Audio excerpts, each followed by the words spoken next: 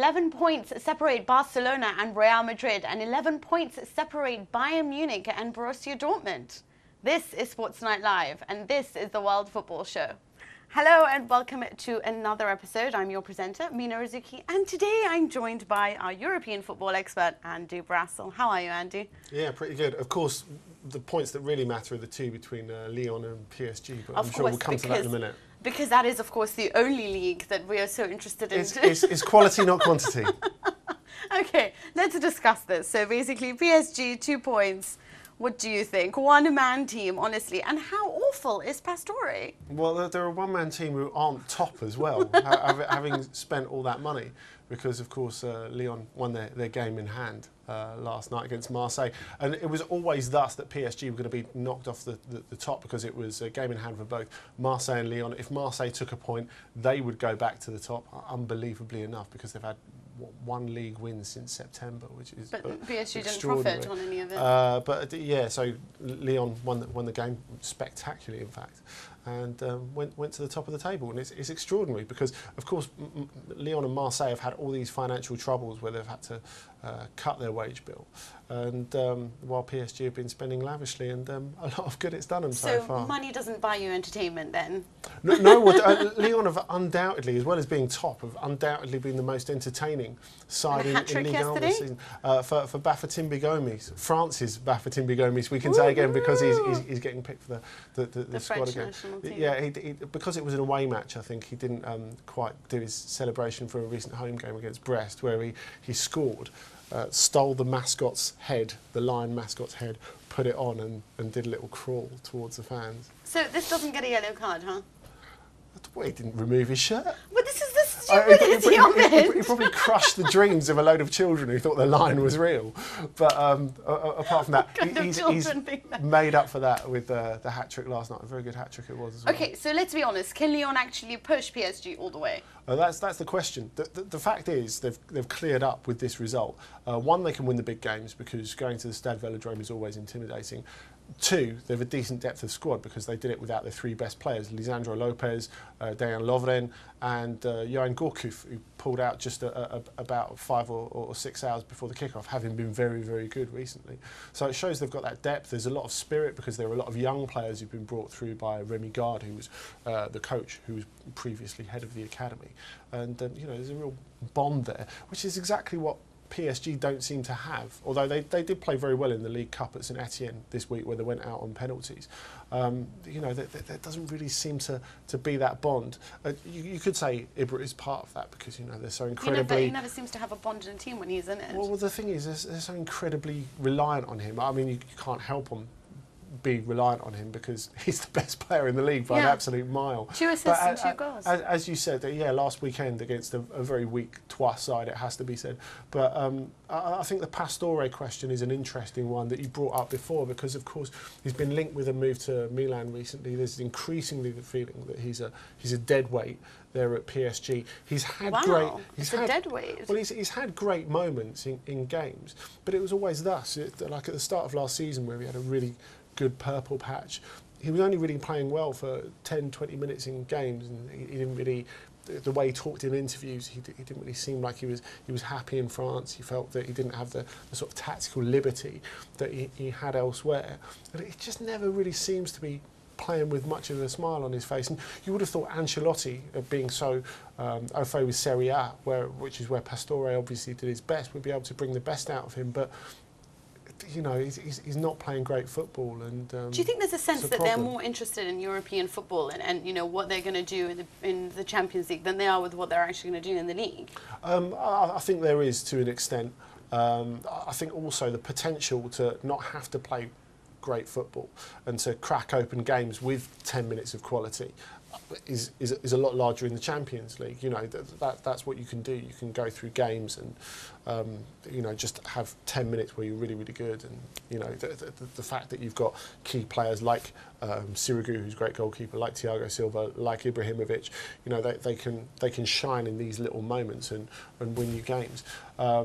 but it just shows that France is a very, very difficult league to buy because they're all very competitive teams. You look, Lyon got thumped 3-0 at Toulouse at the weekend, and then they went on and won 4-1 away at Marseille. So you're basically trying to tell me that it's the most exciting league? It's certainly one of the most competitive. I don't think there's any you know doubt what, about I that. actually agree. Of course, Joey Barton did call it boring in a French accent. Do you want to do it? He said, I think the French League is, how you say, boring. Oh my. Unbelievable. Unbelievable. That's how to ingratiate yourself. He's got the accent to ingratiate himself, but unfortunately the pattern's still the same. So. Okay, now speaking of competitive leagues, of course, La Liga is often described as the least competitive league, and because it's all about, it's very much like the Scottish one. There's Barcelona, Real Madrid, and that's it. And then Real Betis scores 1 against Madrid, defeats them, opens an 11-point gap between Barcelona and Real Madrid. Atletico is following them just behind Barcelona by 3 points. Is it now the competitive league that everyone wanted it to be?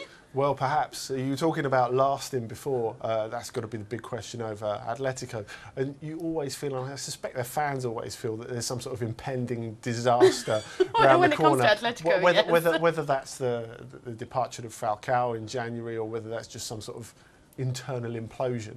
I suppose but surely they won't sell Falcao in January because it makes more financial sense for them to lose out. He's always going to be sold for a high figure. Exactly. It doesn't make any financial sense. The fact that they could hold on 6 months, qualify for the Champions League, it's got to be better sense. Okay, well, obviously, I guess the big story is about Pochettino, and we've got Joseph Sexton with us. How are you? I'm very good. How are you guys? I'm very well, thank you. Joseph, tell us a little about, I'm really upset with everything that's happened in Espanyol because I really think that if the last person that deserves to be punished for this is in fact the coach. I know that they've become a little bit too aggressive.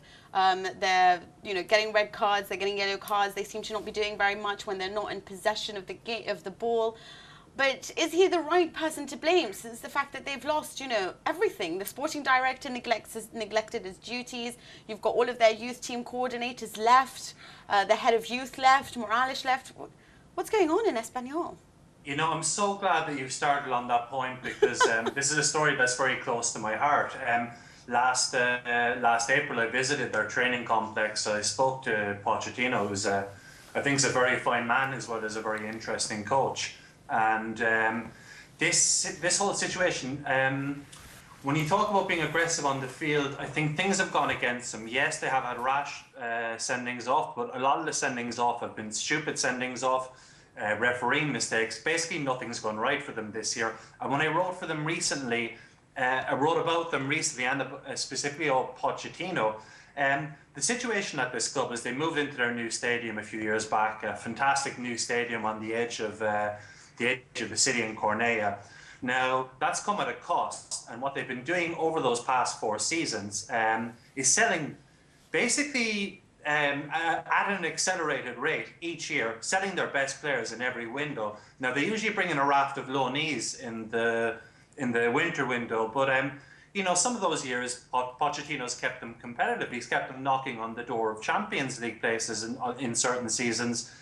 He's given Barcelona some of the toughest games they had under Pep Guardiola's tenure. And as recently as last April, when the talk was coming out that all this guff in the media about Mourinho maybe wanting to come to London, etc., Pochettino's name was linked with the Real Madrid job. Now, it was a bit premature, but it wasn't taken in any way as being a ridiculous suggestion, just given how highly regarded he is as a coach. And he said at the time that there's no vacancy there anyway, but I'm Espanyol through and through, and my kids go to get to bed in Espanyol pajamas. Now, where it's really turned sour this season is that you can only keep selling your best players every so often, and rebuilding. You cannot generate stability under the model they've been using. Yeah. The balance hasn't been right. They had loanees last season like Felipe Coutinho of Inter, who's an absolutely fantastic player, but nobody of that caliber this season, and a lot of injuries to start off with, and a really bad start. And a lot of that was down to bad luck, to players missing, but these situations tend to take on a life of their own. Then you had the situation, the political situation at the club, completely off the field matters, which was a large part of what I wrote about in that article. I think it was back, trying to think of the day, early October, that the entire board resigned en masse, just because of the political situation at the club, you know, people not happy with the direction it was taking both on and off the field.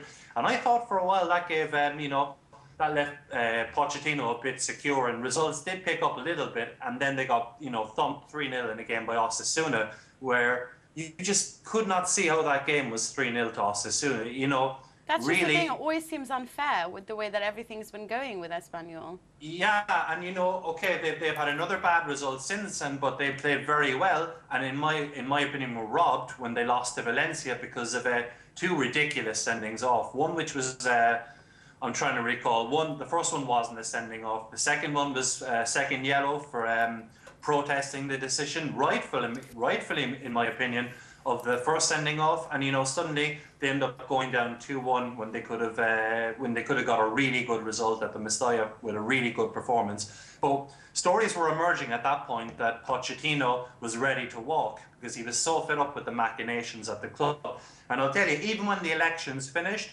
you know, it was such a bitterly fought election between the factions. It's been very hard to keep up with. I've been speaking to the to the club's director of communications and their press officer, and you know, understandably, there's only so much that they can say. But some of the things they told me off the record, I mean, wow.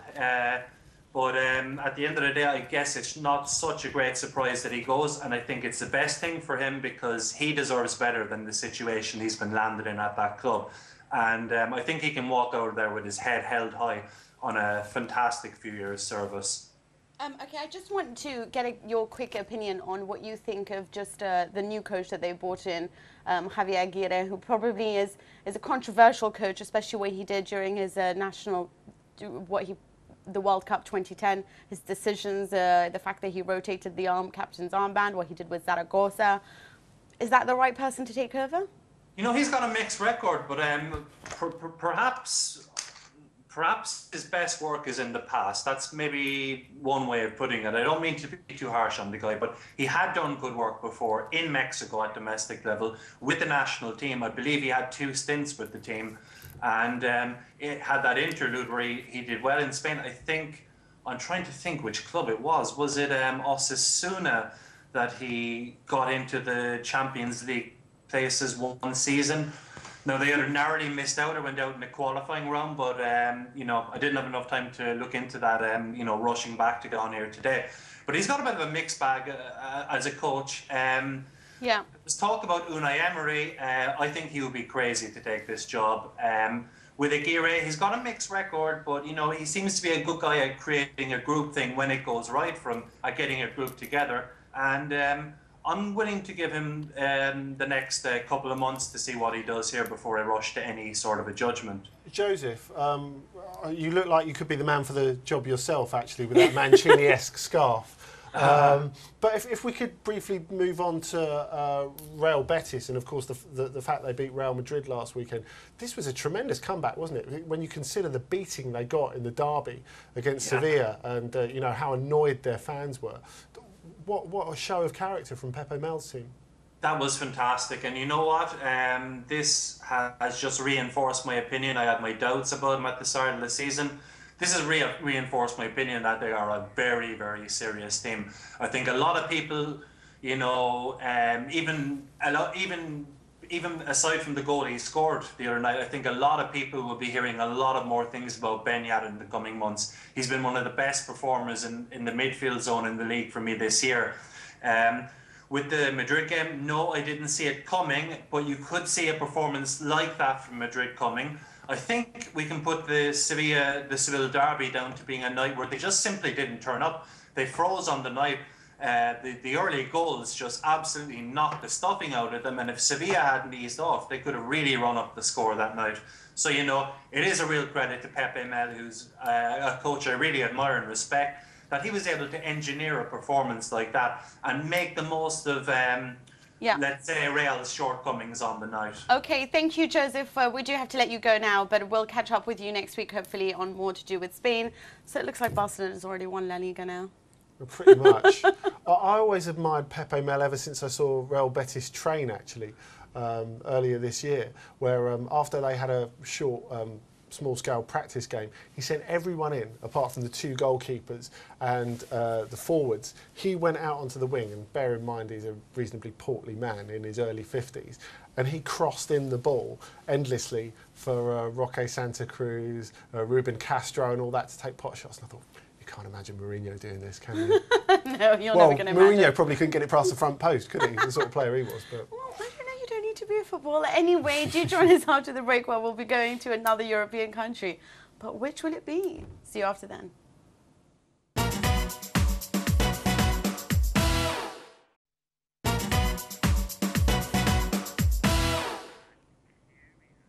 Hello and welcome back to the World Football Show here on Sports Tonight Live. Now we move on to Italy, and of course Juventus suffered a defeat at the hands of another Milanese club, and this time it was an away match in the San Siro. What did you think of that? I think it was the best that Milan could have done under the circumstances. Of course, they did get a bit of luck with the penalty, but they did very well to frustrate Juventus. It's just a shame, really, when you think this game is one of Serie A's biggest spectacles, that Milan are in a situation where they're reduced to that, really. That's all they can really do. But having said that, more than anything, this is a Milan side, I guess, that, you know, it is in transition and all of that's happening. And of course, Berlusconi walked out of, you know, the press area going, like, this is all my triumph and everything like that. But do you see them possibly, you know, the way that they were working together, the way they were very defensively solid, do you think this is the kind of game that they needed to kickstart their season going further now? Yeah, definitely. And beating Juventus under whichever circumstances is a great result. I thought Montolivo was outstanding again. Yeah, outstanding. And you know, he played a real captain's role. But I think what's interesting is what you were saying about Berlusconi and it being maybe his triumph. It looks as if he's getting more involved. Yeah. So, you know, how he's going to manifest that in January, whether it's getting rid of Allegri, which I expect it would be, whether that involves actually doing something in the transfer market and a bit of trading, of course. I'm sure we'll come on to the noises of unhappiness coming from the Pato camp. They already said they have to sell before they buy. Well, you know, maybe he could be the one. They already showed they were willing to shift him beforehand to Paris Saint-Germain, and you know, maybe if he's not happy, his camp aren't happy with the way things are going. You know, that's a possibility. Of course, Robinho is another possibility. He did score that terrible penalty with the money. Well, if that's not going to go on his show reel, I think we'll probably be all right. But I'm really interested to see what happens in January now. You know, they had a huge banner. You were there, of course, weren't you? Yeah, I was there. Yeah. There was a huge banner in the Curva Sud that said, you know, those who love the club don't make calls to their agent. And that was obviously, for Pato, so that he would understand, because he did come out and say, well, if I'm not going to be playing... Certainly not the club's phone bill, anyway. Well, the point is, I mean, do you not think the cheek of it to come out and say, well, if I'm not going to be playing... You've been injured for about 5 years, yeah? And I mean, the fact that you think that you can just walk back into the club when you're a 22, young boy who I'm not really sure his bones have formed after all the amount of injuries that's happened. Do you not think that perhaps he should be on his way out? Now, you know, his agent came out today and he said there's no such thing. He's staying in Milan. He's very happy in Milan, blah, blah, blah. But perhaps for his kind of attitude, that maybe he reckons himself too much, and he is in a club that looks up to him because he was their greatest hope for a very long time. I think that's it. Hope is a big theme, isn't it? Because it's almost that sort of absence makes the heart grow fonder thing. You know, he became a better player than he actually was while they were injured, while the other stars left. So, you know, his importance to the team has actually been a bit inflated, whereas really it's guys like Montolivo and to a lesser extent, Abbiati, who've really seen them through their difficult spell. Well, Marco Amelia said that him and Abbiati are Italy's best 2 goalkeepers in a club. And I just thought, and he goes, maybe Juventus can challenge us. So really, let's bring in Tancredi Palmieri, who was also at the game, our football Italian correspondent. How are you, Tancredi? I'm great. I'm very great. I'm just coming up from a morning in a spa in the middle of the Alps. So as you can see, I'm shining. Wait, what? Did you get that? From the middle of the what? In the middle of the Alps mountains. Oh, right, I see. Tell me something about Pato. Do you agree that perhaps that if he moves to another club, he might be able to rediscover his talent, whereas right now he's living off this reputation that he might not deserve? Well, you know, in this moment there is a kind of, I would say, psychological block in the mind of Pato. There is something that it is only partially connected with Milan. Of course, it is connected with a series of injuries that he had. But at the same time, now it's a kind of spiral that every time he goes on the pitch, there is no more, oh, let's wait for Pato in a positive way. There is something like, oh, let's see again what will happen to Pato. And he feels that pressure. At the same time, he needs to play because he will get back on form only if he will play. So it's a kind of sick relationship that is going on now. And for sure, if in the past 2 years that was quite hidden behind the Ibrahimovic performance, now everything is coming out because in the moment that in the moment that Milan is not going as expected, they are saying, and we have even Pato that is always out. So it's been a sick relationship right now. Tancredi, it was interesting the role that Barton played coming into the team against Juventus. Talking of Pato, do you really think that at the moment he has the sort of fitness where he can play that unselfish role for the team, where he can give the effort that they need to get themselves out of this difficult period?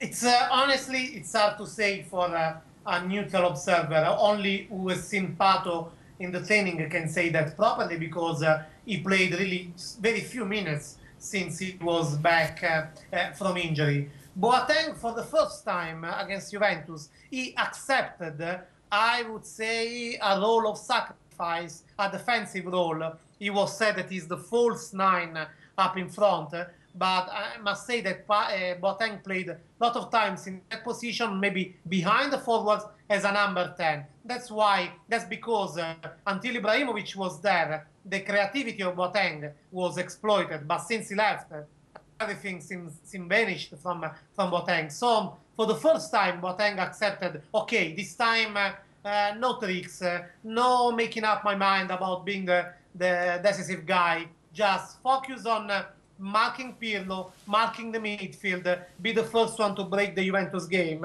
and that actually worked. Well, actually, Juventus are suffering somewhat. They didn't manage to collect more than 1 point against Lazio. They obviously lost to Inter, and now they've lost to Milan. But another club that seems to be sort of suffering now is Inter. Perhaps, you know, the choices to play Guarin in the centre of midfield as opposed to in front and all of that speaking. But really, it's a technical decision to not play Wesley Sneijder. Now, we all know what's happening with the contract in the sense unless he signs a new contract, then it's likely he won't be played. It's being called blackmail. Yeah. What do you think? Now, well, first of all, I would rule out that it's because of Guarin, not at all. Actually, the few good that has come in the last 3 games from Inter came from Guarin pace, and God only knows how much pace is needed. Yes, but my point is perhaps he should be played in a further upfield role as opposed to a central midfield role. Well, you know, that is the balance. If you then put it there, then who are going to put in the middle? By the way, the thing is that I must say, at the same time, the winning against Juventus probably raised the expectations over Inter, but also from inside, too much over their possibilities. And probably Stramaccioni wasn't as good he was against Juventus, as bad he was after that to keep under control this euphoria, this enthusiasm, I would say. At the same time, how key is Cassano for Inter? I've been repeating that all the time. I know, but I need you to answer to me about Sneijder. What's going on with Sneijder? Is it really a case of they're saying it's a technical decision that he's not being played? Massimo Moratti said that it was completely the decision of the coach. Meanwhile, others are saying Branca came out and said, well, we want him to sign this new agreement that lasts longer, but, you know, it's the same amount of pay. So is that really the decision? It's the fact unless he signs a new contract, then he's just not going to see the pitch? It has been managed really horribly by the Inter management. That is the point. And you can actually, by law, you can't say that to any player. Think if you can say that to a top-class player, actually the one that is probably not only the most important, but is the strongest of the Inter squad, someone that has market. So if you do in this way, you are actually bringing down his price because all the market will know that you want to get rid of the player. So that will cut the price. So I don't really know where to start to say how stupid is the decision to treat the things in this way. Plus, last but not least, for the thing we said before, how Cassano is important, how he's suspended, in this moment, Sneijder would be so needed by Inter. Yeah. The thing is that they want him exactly to spam his contract 1 year more with lower money.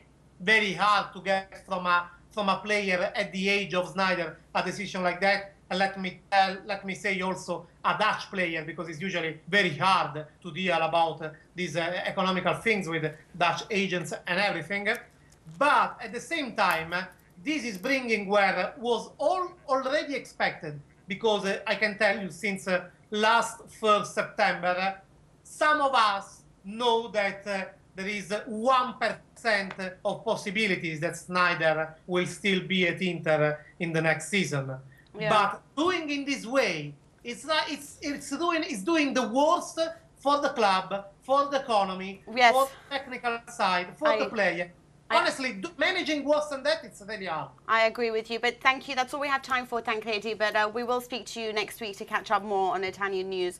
But I want to take your view on it. Do you think that it's a case of, well, you know, this is the way that you start sort of whipping footballers into shape? This is a case of actual bullying. You know, you saw what's been happening with Fernando Llorente, of course, in Atletico Bilbao. It's brutal. I mean, the Llorente thing is a different motivation. That's more a case of like regional and political pride. But this has happened at other clubs like Lyon, who've tried to do the same thing as Inter.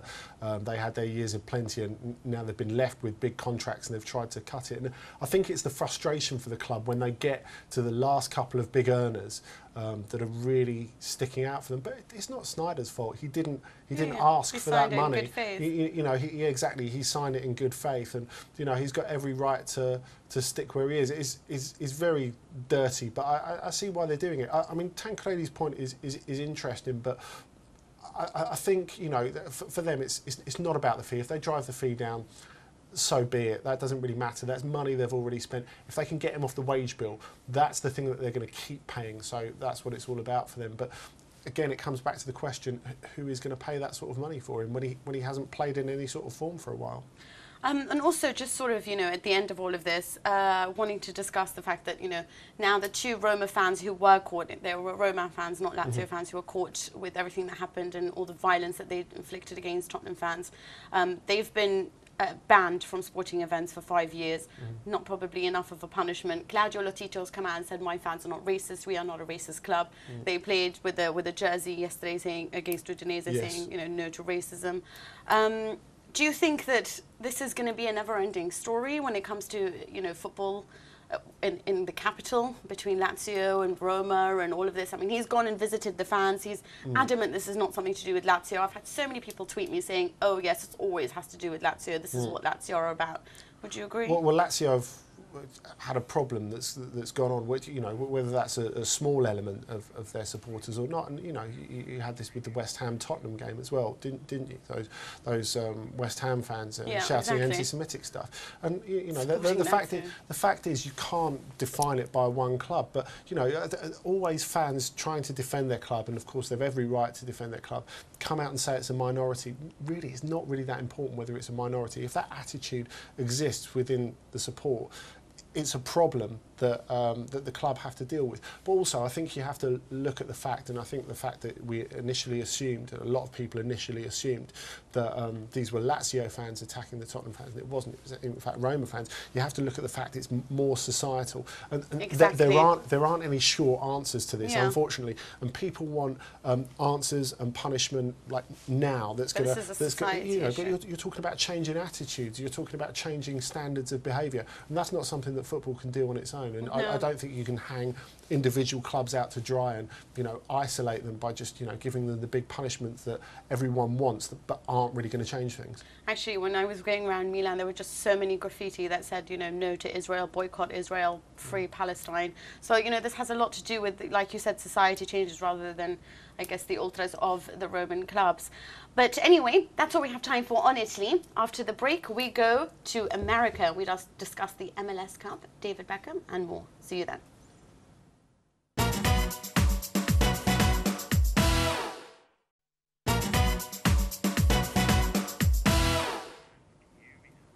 Hello and welcome back to the World of Football show here on Sports Tonight Live. Now we move on to the MLS. And of course, everyone's talking about David Beckham, last game. Where is he going? There's been talk about him possibly going to QPR. I think that would be delightful. I'm not sure if he realises the BBC has moved to Manchester from round the corner from Loftus Road. That could be a deal breaker. But honestly speaking, do you think that the Premier League is even something that will happen for him? His wife was looking at places in West London. Well, yeah, where Harry Redknapp's involved, nothing is impossible. But I think we can count PSG out, despite the fact, as Zlatan said, it would be great. He's not quite got to the point where he can make all the decisions yet. Not yet. He's still not pulling every single He's string. close. He's close. He is close. But indeed, we do have an MLS expert with us, and it is, of course, Joe Prince-Wright. Hello, Joe. How are you? Good afternoon. I'm well. How are you? I'm very well, thank you. So tell us, have you had any rumblings of where it is that Beckham might go to? Well, to be honest, over here, the reports have been, obviously, leading up to the MLS Cup final, he's got a lot of coverage, and they said that, you know, Victoria's been looking for places in the UK. Beckham's come out and said his children want to spend more time with the grandparents, which could be either an indication that it's going to be the UK, maybe QPR, or somewhere in Europe. Maybe PSG is still a possibility, we don't know. But it's all been kept very close to his chest, to be honest. And the Australian rumours seem to have died down. That seemed to be a very random one thrown in there and kind of just to speculate a few more deals. But I think Europe is most likely destination as we know over here. Okay, so obviously you're saying that everything is leading up to in the news. Everyone's covering what's happening between the game between LA Galaxy and Houston Dynamo. So that is the MLS Cup. Do you see it going one way or another? To be honest, it's going to be a very tight game. These two faced off last season. LA won 1-0 with Landon Donovan scoring a late winner. Houston are a very good defensive team. Jeff Cameron, the Stoke City defender, come from Houston last year. They've got very just a solid defensive mindset. Dominic Kinnear is a great manager there. Then you look at LA Galaxy, you've got the likes of David Beckham, Landon Donovan, Robbie Keane. Those are three guys right there who can win any game in a second. If I had to call it, I'd say that LA would win a tight game, maybe in extra time. And I mean, what a great send-off that would be for Beckham in front of his home fans in LA, and a pretty Hollywood finish to his career in the MLS. Joe, what would that say for his sporting achievements while he was over there? Because it would be his second MLS Cup, so I suppose trophy for trophy, it would be more successful than his period at Real Madrid. If we take away all the other sort of commercial hoopla and all that surrounding David Beckham, how do people look in the US about how he's done sports-wise since he's been there? I think for the first 2 years, he really didn't perform. He was the first to hold his hand up, and that was because of the loan moves, the injuries. There was some unrest because fans didn't think he was performing as well as he could have on the pitch and be focused. But the last 2 years, he's been sensational. This season, he scored more goals than he ever has in MLS. He's had loads of assists. He's been really driving the LA Galaxy on. And people have to remember, halfway through the season, they were the defending champions, but they were bottom of the Western Conference. And, you know, Beckham's form really inspired them to go up the standings. They just snuck into the playoffs, and then with the players they've done really well. But I think Beckham overall, he'll be remembered, like you said, more for the off-the-field commercial hoopla, but he has done a fantastic job the last 2 years, and what a great way to potentially get back-to-back titles to finish his way over here. And I think Robbie Keane has also been a sensational factor in them getting to the final. He scored 15 goals in the 19 games since he come back from the European Championships. Obviously had a disappointing time of Ireland there, but that seemed to have spurred him on in LA, and he's, you know, going to take over Beckham's mantle after he leaves after the weekend. Joe, I also wanted to ask you about, because you were saying that basically if it's going to be a tight game in the MLS Cup final, and it would be probably LA Galaxy if there was one that you had to choose. But do you not think that it's, they're now having home advantage? Is that really why you think that? To be honest, that's a very big thing. Houston have a sensational home record. They're unbeaten in 30 games at home. They had a brand new stadium halfway through the season that was built for them in downtown Houston, which they filled every week, and that was a big factor in them getting to the final. But they haven't been very good away from home. So if you look at it on paper, their record in LA have always been very strong at the Home Depot Center. And that's one of the flaws that people are saying about MLS this season, that, the team who had the highest seed in the MLS Cup final got to host the Cup. In the past, it hasn't been like that. It's almost been like, with the Super Bowl, a one-off final, a venue's been picked. But this season, the MLS decided that the venue for the MLS Cup will be at the home for the highest seed. And that's raised a few eyebrows, but also, like you said, gives LA a very big advantage. And that's why I think they might just shade it. I think it's just a bit unfair. I agree. Is that right? Well, it's very much the luck of the draw, isn't it? Joe, I wanted to ask a bit about the transfer market. Of course, you talked about loans before and how Beckham came back to Europe a couple of times. Now, we've seen other players do that, like Robbie Keane, Landon Donovan, Thierry Henry. A few of them, like Henry is doing at Arsenal, will be training in Europe during the off-season. Are there any moves that you can see happening, temporary moves that you can see happening? Are there any players other than those big ones that we've mentioned that you can see coming to Europe for a temporary spell? Yeah, I mean, to be honest, it happens every off-season, and there's always a lot of the younger US players coming over to train. There's one guy, Juan Agudelo, he's actually training with Celtic right now, and hearing Neil Lennon earlier in the week, they really want to get Agudelo on board. He's a terrific young player. Klinsmann really rates him. Agudelo trained with Liverpool and Stuttgart last winter. He scored against Argentina as a 17-year-old on one of his first games for the US national team.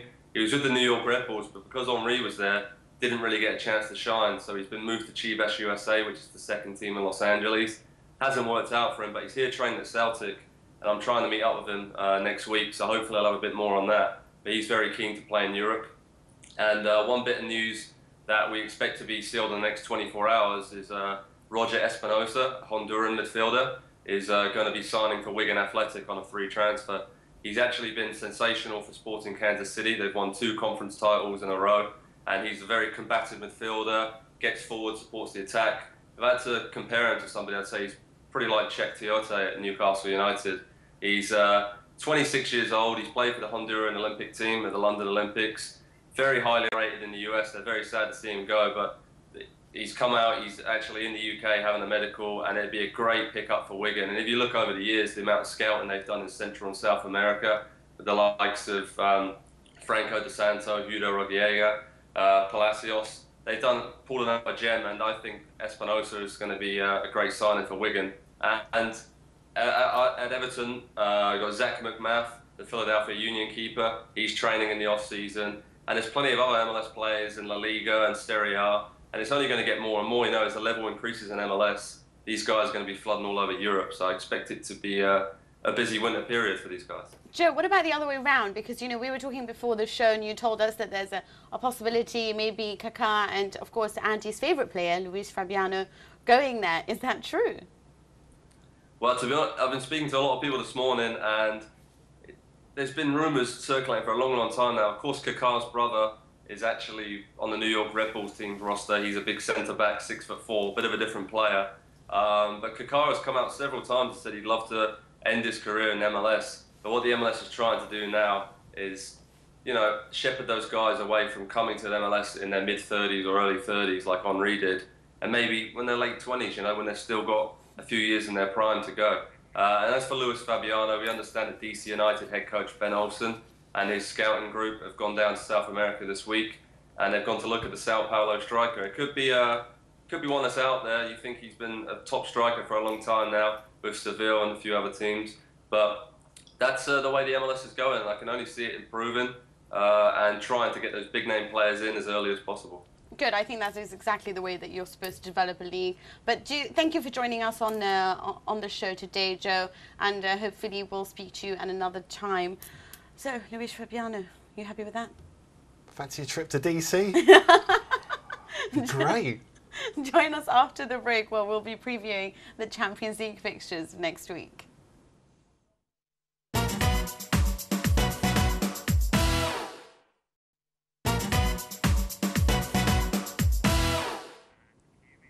Hello and welcome back to the World of Football show here on Sports Tonight Live. Now we move on to the Champions League and this absurd notion of completely letting go of the Europa League and making a 64-team Champions League tournament. It's absurd, right? Well, I think when you get to a point where obviously the biggest nations are going to dominate it, like the thought of battling it out for 7th place to get in the Champions League, It's just absolutely absurd. That's what it is. You have to battle out for the 7th. I suppose it's, yeah. And how many games are they going to have to play? Well, I think the idea was that it might even be weighted in favour of the lower ranked clubs, because initially, rather than playing each other twice home and away in a round robin, they'd all play each other once, and then the second lot would be due to coefficient ranking. So the bigger teams would play the bigger teams to satisfy commercial appetite, and the lower teams would play the lower teams, notionally giving some sort of advantage to the lower teams. Why can't we just have 2 tournaments and just stick with the plan and make Europa League a lot more exciting to watch? It sounds bonkers. Well, I think the Europa League has been okay to watch, and you've got to bear in mind that it's a really new format as well. You know, it's a format that's in its 4th year now, so it's very, very new. I think the quality of games, obviously there are a lot of games, but the quality of games has been a lot better than it has. Why don't lower the amount of games that there are and make people? I think they could maybe remove a round. You know, yes. You know, like they did with the second knockout, second group stage of the Champions League, which of course was last round in 2002, when of course Milan and Juventus got to the final. Now that was something that a lot of the clubs, you know, they complained that they're playing too many games, and then they complained that something commercial was being taken away from them when you removed that load of extra 6 games. I think it was quite sound reasoning. I don't see why that little tweak to the Europa League would do any harm. No, it would do a lot of help. I think, ideally, the point is that the Europa League is meant to bridge the gap between the teams that aren't in the Champions League and the teams that are. And I think it's begun to do that. You know, you've seen a lot of big teams that have dropped into the Champions League, and I know from a sporting perspective, you know, a lot of people don't think third place Champions League should be rewarded for failure by going into the Europa League after Christmas. Well, this leads on nicely to the fact that that both Ajax and Manchester City are actually fighting for that 3rd spot. I mean, Ajax want it because the final is in Amsterdam, whereas everyone wants a final in Amsterdam. Do you know what I mean? And then they want to be there. But meanwhile, Man City don't want to finish bottom, and they want something, even if it means that it's the Europa League trophy. Well, they've both got very tricky away matches. Of course, poor old Ajax always get Real Madrid, which is a bit hard. I mean, it's the harshest thing in the world. It's hardly written in the tea leaves that they're going to go to the Bernabeu and get a beating. But the fact that you've got Manchester City have to go to the Westfalenstadion to play Borussia Dortmund as well is not exactly a given.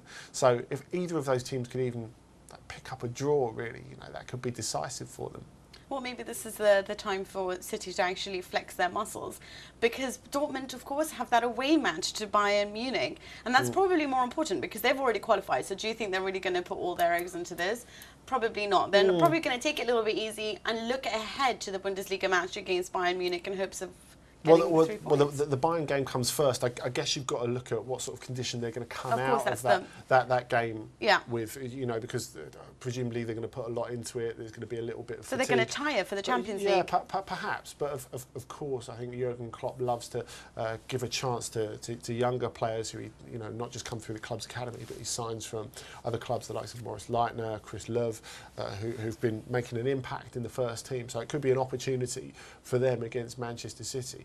But yeah, this really is something that they have to put everything into the Allianz against Bayern Munich, because of course they're 11 points behind them, as you were saying at the top of the show. Very good maths already. So this is something that really matters to them, and you know, they've already guaranteed first place in that Champions League group. But I think a lot more really is riding on the Champions League for them this season. You know, they can get away without winning the Bundesliga this season, whereas it's a disaster.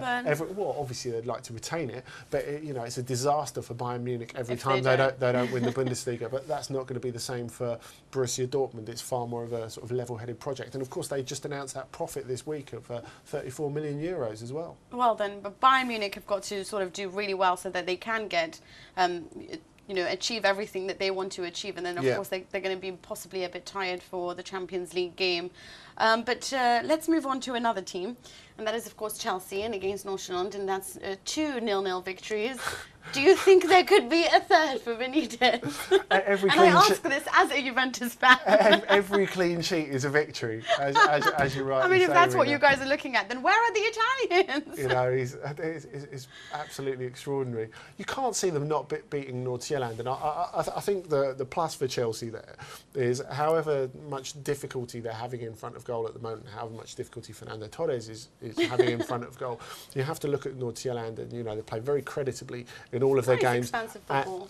And really tired towards the end. So that's the point where Chelsea really have to force it home. They have to have that sort of patience and see it through. Of course, they still need to rely on Juventus losing at the Donbass against Shakhtar, which is not impossible. It's not impossible. Because Shakhtar are very, very strong at home. And, you know, when you think of the strength of that group when we first saw it in paper, I think the way Shakhtar have stepped up to those games and, you know, the freedom with which they played. You were talking about expansive football. I mean, they've been really great to watch. Aggressive. I mean, the ability that their transitions between attack and defence are something to be admired. But, I mean, let's hope that Benitez decides to leave out Mata, just like he did in the last match. And then, I don't know, go for a 0-0. Why not? Let's do an Italian thing. Meanwhile, we are talking about the Donbass arena, and of course, Marchisio is out and he's suspended for Juventus. But the most important thing is the fact that Luis Adriano has been suspended for unsporting-like behaviour. Well, should he not have been suspended? I think he should have, because I think this is something that we need to drive home a point where you need to act sporting. I think it's fair enough. He never struck me as the bloke with the biggest amount of common sense. I remember interviewing him after a Europa League game against Fulham at Craven Cottage, and he came out, this was in February, in a pair of shorts and a T-shirt, and he said, "Can we make this quick? I'm really cold." Firstly, I thought, put some trousers on. Secondly, I thought, you live in Donetsk.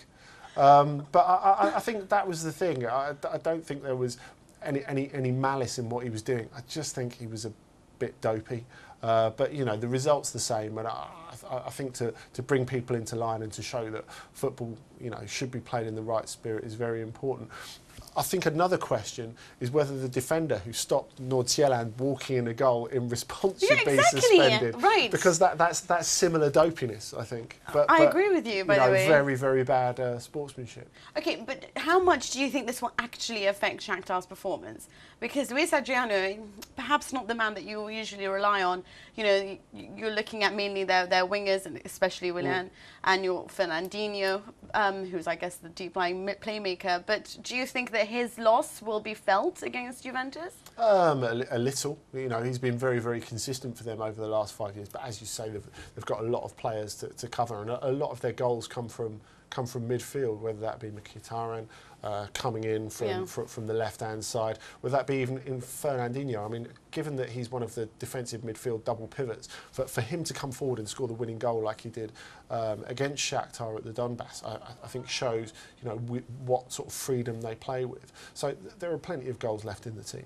Okay, well, Juventus also have midfielders that can score. It will be an exciting match. But not Marchisio. But not Marchisio. Do join us next week, same time, same football chat, same place. Thank you to Andy. I forgot your name for a second there. See you next week.